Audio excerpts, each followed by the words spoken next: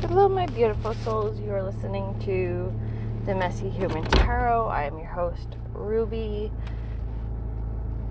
And so if you guys are new to the channel, just want to start out with a good thank you so much. If you look down below, feel free to donate to my PayPal account. You know, whatever, every little bit counts. Like, even 50 cents, I'll celebrate. I know, it's such a low bar, isn't it? It's one of those days for me. Yeah. So, you know what I always liked about Krishna Das? He's honest about why he does the chanting, why he does it all. It's like, oh, you guys think I'm doing it for you? No, I'm here because this is my... I mean, he doesn't say it like this, but he says, like, it's his coping strategy, it's his therapy, you know. I mean, he does it obviously for us. I think some of it's, like, kind of a joke, but I think a lot of it is legit and real, you know, because, sorry, someone's looking at me funny, so I was looking at them funny, because I'm like, yeah, I'm talking to myself, man. So, I do a lot of these. Okay. Take this as entertainment only, please, pretty please. But know that, you know, I believe in a lot of the shit I talk about. Yeah, I'm not a licensed mental health counselor. I'm not a doctor. I'm not a financial legal advisor and all that stuff. Everything's timeless in general, right? And all your actions are your own, right? But with that said, like, I believe in a lot of this stuff, but at the same time, I do these things, like, kind of like how Krishna does it. Like, I'm like, oh, I'm here for you, but I'm also here for me. You know, when I do this is how I channel, this is how I connect to the higher, above people, upstairs, because, you know, like, when I'm in the thick of it, like, I need this, okay? So I feel you if you're in the thick of it, and it's so important for us to have coping strategies and do all this stuff. But all right, so now we are perfectly honest with each other. Well, later on, I'm like, feel free to stay in tune long enough to hear about my, like, I can create letters for you from the divine universe for a good affordable price. You know, and we'll talk about that later. The universe is definitely here with us today.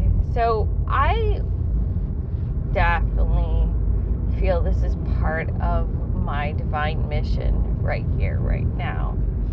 You know, it sounds crazy, but I do. Like, lately I've been getting 999 and the everything 9. And you know, like, I'm going through a lot myself, like, emotionally. I'm like, Jesus, I keep forgetting to take my medication, man, and it's tough. And in all honesty, I did want to get off my meds anyways and find a way of feeling all these feelings and learning how to cope with them. You know, I'm just doing it a little sooner than I expected because I keep forgetting to take the darn fucking pills. So a lot of this is just real. It's just real stuff. But at the same time, there's a lot of positivity intermixed with all of this hard stuff, because someone we're going to talk today is Balder. In a previous episode, we did touch on him.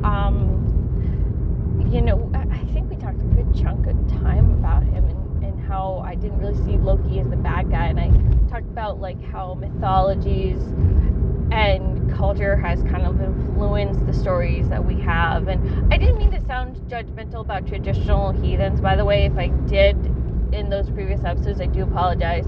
Or it's just kind of like bringing up a point where, like, you know, 50, 100, 20 years down the road, no one's going to be a traditional whatever they're going to call it, you know, because they aren't in our shoes at this point in time.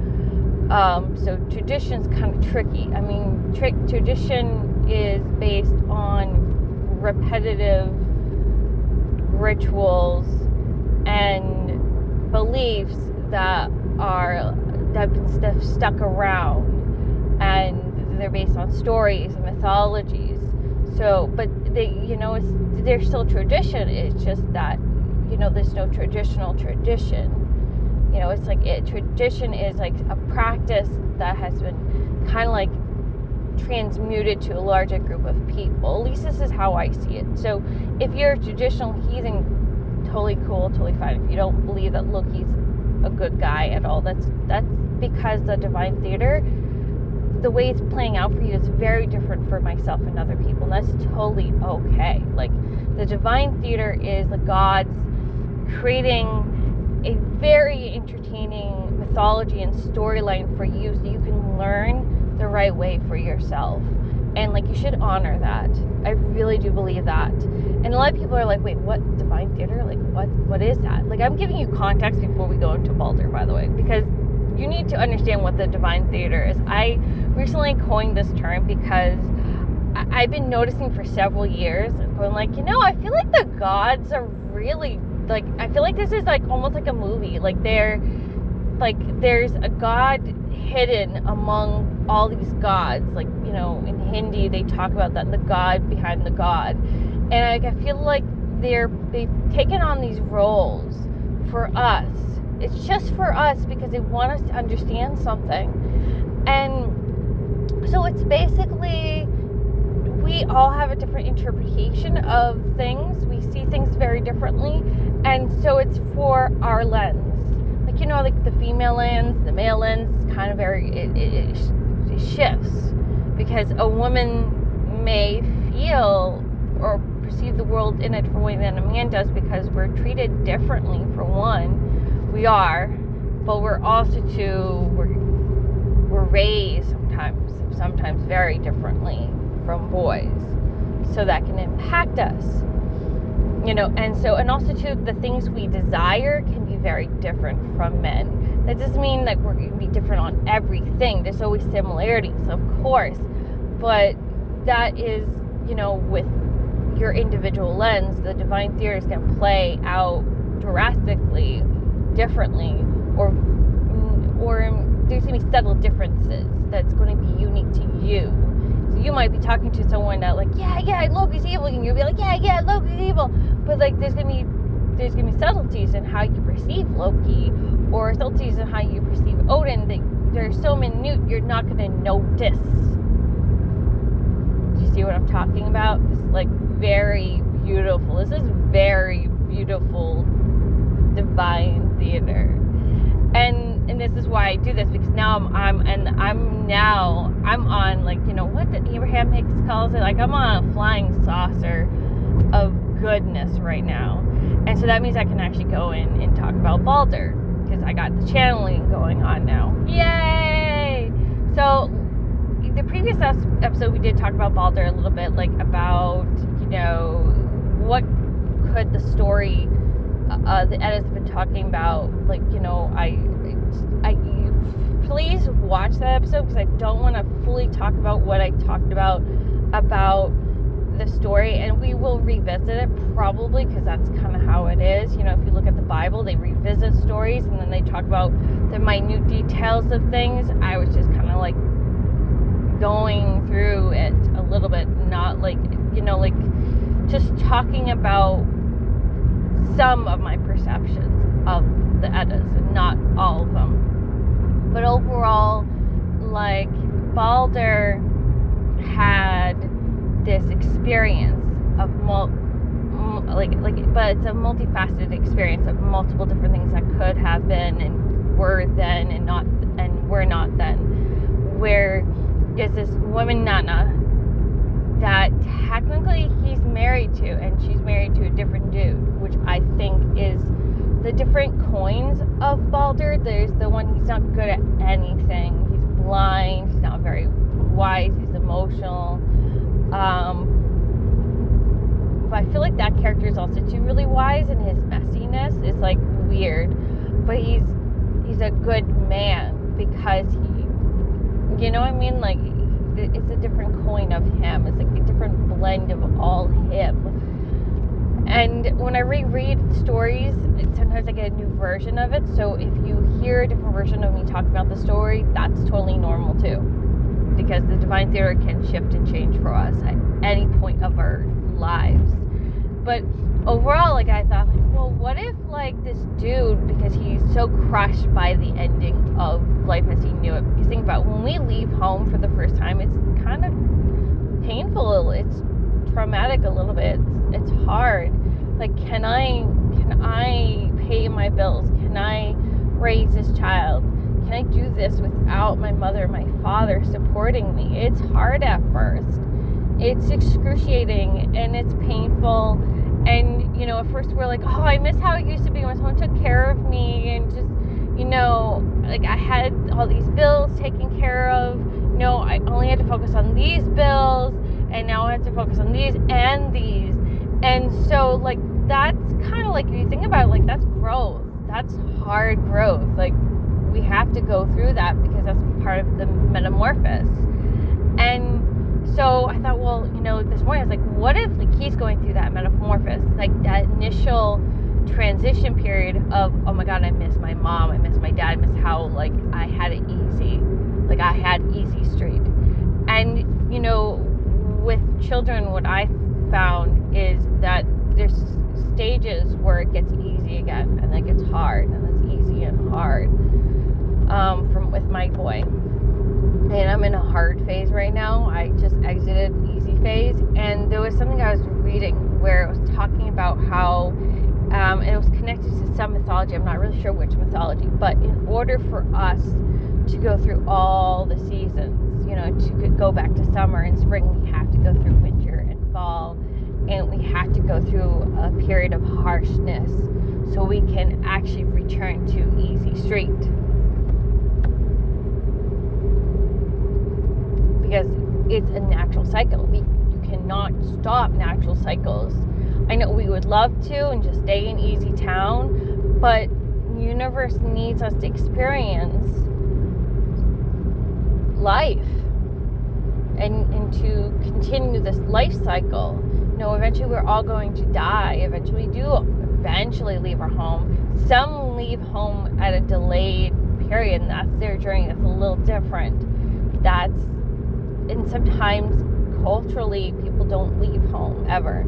That's different, you know, like but they do go through a metamorphosis that is about like a death cycle. That's the winter, that's the fall. They do go through it. It just looks different for them because that's part of their culture to stay home. So don't feel like if you don't leave home, like you're not going to go through like this metamorphosis of commitment to a new life, commitment to another significant other. It's just going to look different to you. It will. And I don't know what that's like, but you know, that's, if you think about it, like when Baldur, it's hard for him, like, because life as he knows it is over, done with, different. The person he used to be is gone. It's dead, right? And so he goes through a natural grieving process that we all have to go through. It's just natural. It's normal. We, you know, like when you become a mom, like you go through periods where you're like, oh my God, I love being a mom. And then you're like, oh my God, like the old me is dead. The old me is dead, and it hurts really bad. You still love your baby, but there's a part of you that misses how life used to be, and you have to go through that grieving process. You just have to. There's no way around it. You know, in order for you to go back to be like, I love being a mommy again, you have to like accept that and love yourself in all your stages and your growths and your feelings. It's like, oh no, that's okay. This is a natural process. This is okay. I choose to accept this grief and allow it, so that way I can get back to my happiness. And so that's kind of where I'm actually right now. I'm going through a grieving process right now, and it's totally normal. It's fine, but you know, like I have to go through it. And so something that hit me hard was Baldur. He has everything he's always wanted: a beautiful wife, a beautiful kingdom. But the problem though is he's so focused on the grief of what he lost that he can't focus on the happiness of what he currently has, of all the good things he has.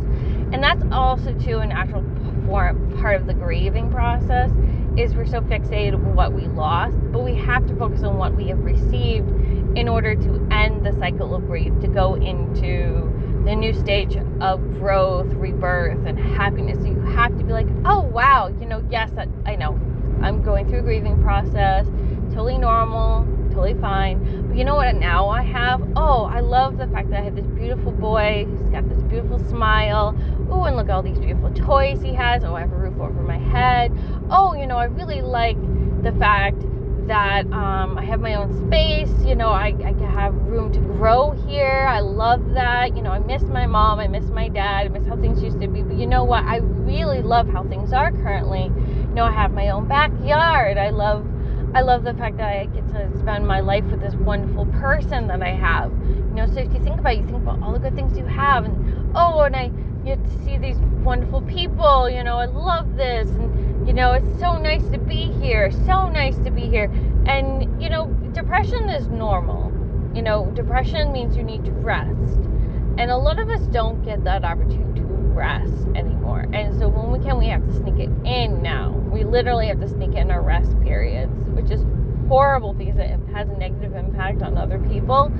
But we have a society right now that values the hardworking man and values the rights and privileges of a corporation over the working man, but also to values tenant owners and not the rights and the values and the needs of the common people. And so this is problematic because now it's so much harder for us to rest. We can't do that because if we do, we could potentially run into a vulnerable situation. And so this is a problem. This is why homelessness is up. Like, not to get depressing, but I feel like, God, where's the holly for this, right? Like, where, like, I feel like, Freya's arrogance is really showing. Like, oh, no one can touch me. Not like, oh, that little delicate plant. It can't hurt me. Like, I feel like these corporations are exuding Freya's arrogance. Oh, they can't hurt me. They can't do nothing. Oh, they want to unionize. Oh, those precious little babies. Yeah, you can't do nothing. Like, literally, like, if I asked for my value for the rising costs, they kind of like, oh, yeah, you're so precious. And I'm like, they are displaying Freya's negative attribute of arrogance right now. And it's like, that's great, thank you. And so we can also to understand people and corporations and our society in a very different way if we are like connecting to the divine theater, because like they're playing these roles out for a reason, for us to understand that what we're going through isn't actually sometimes okay. Like, it's really not okay for Freya to hold back people from their natural potential, from their natural ability to be happy. Freya is a good mother, but she also too has her foibles. She also too has her follies. She's not a perfect person. So you can have good people in a corporation or good people who are parents, but they struggle to let go and say goodbye and let their babies grow up. That's normal too, because that's a part of like grief or avoidance of grief. So when we avoid grief, we definitely don't want change to happen. Now I'm at the stage where I do gotta let you guys go. We can always continue this conversation again. I would love that, because I actually really like talking about this. Like, I love talking about the mythologies. I really do, and how we can connect to it and how it has value for our lives. Because it does. It's very valuable to understand the mythologies in a different way and how it impacts us and how we can improve our lives by understanding the mythologies in a different way by connecting to the divine theater. Just know though, I am going to run a sale. I've decided, and this is just temporary only for this current month, like $5 per page of a letter from the divine source. And if you have a specific god or goddess or angel you would like to have a letter from, it's basically it's my form of channeling. It's like how I channel is I let them come through and write you a personal letter, and it's simply just $5. And have to pay in advance. If you want, like, we can always come with the deal where, like, if you give me $250, I'll give you 50% of the letter, and then give me the rest. I give you the rest if you're concerned about getting your money, because I get it. Like, a lot of us have trust issues nowadays because a lot of us have experienced legit real stuff, and this gives you a sense of my value. This gives you a sense of like who I am, but also too like the quality of my work, because I know right now, like, it's really, I think the reason a lot of people too, from your perspective, the reason we want free or affordable readings is a lot of us are doing our best and we're struggling, and a lot of psychic readers can't give freebies anymore. It's just not as easy. Like, this is the only way that I could see giving a freebie is by doing this. But if you like anything you hear, please comment, like, or subscribe. Pretty please with the cherry on top. I am multitasking. I have to finish up. But yeah, just share. Let people know about me. We're going to probably be doing another episode of everything. I've been wanting to do this anyways for a while. Oh my god, like, this is the funnest thing ever in my whole entire life, really, is this, and it actually makes my life so much 10 times better. But alright, toodaloo, you've been a blessing.